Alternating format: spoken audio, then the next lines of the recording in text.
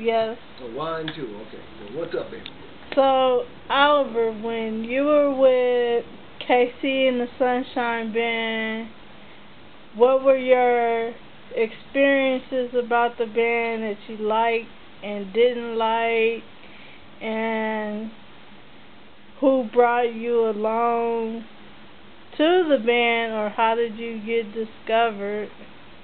Okay. Well,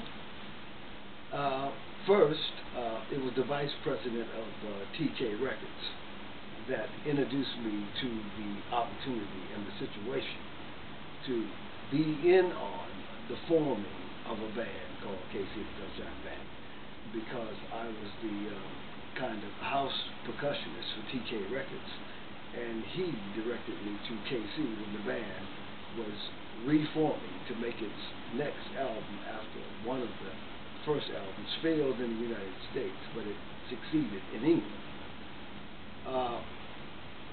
The things I loved about the band were we were involved in creating something brand new that was truly coming from a very personal and innovative place, because it was just a bunch of young guys getting together and playing what they knew how to play. So that was a very, shall I say,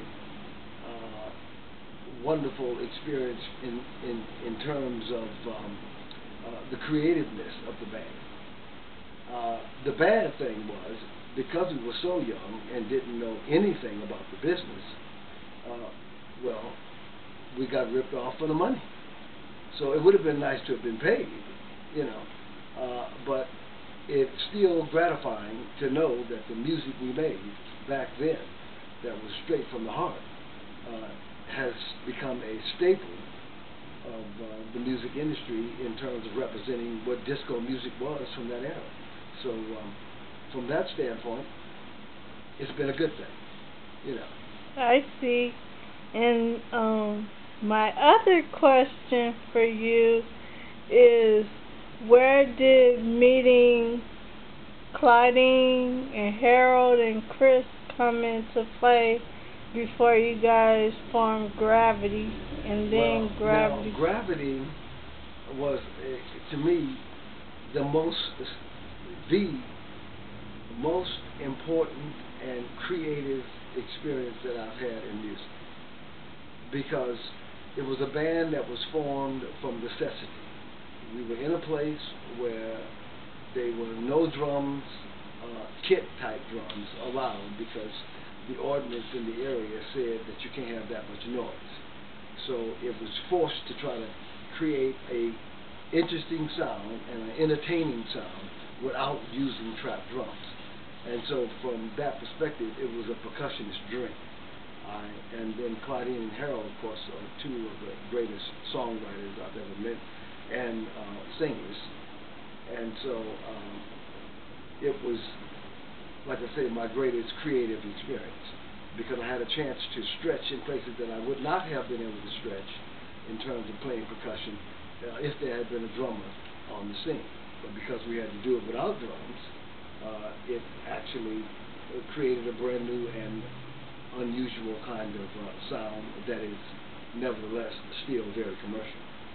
So I love the Gravity experience. I'll always work with Claudine and Harold as long as they are willing to proceed with this project.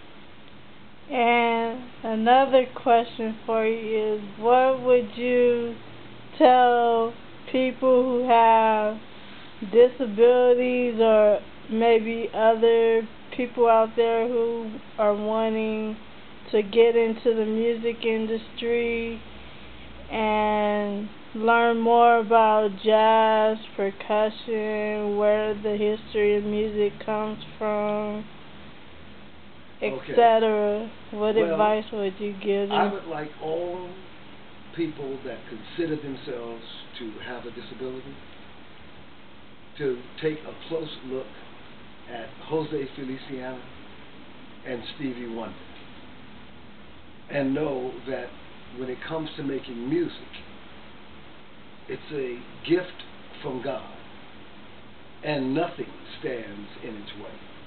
And they are self-evident of what that is about. So when you say you have a disability, don't think of it in terms of interfering in any way with your artistic creation, because some of the best music ever made was made by people that other people thought had disabilities. Okay? Okay. That's it. Cut.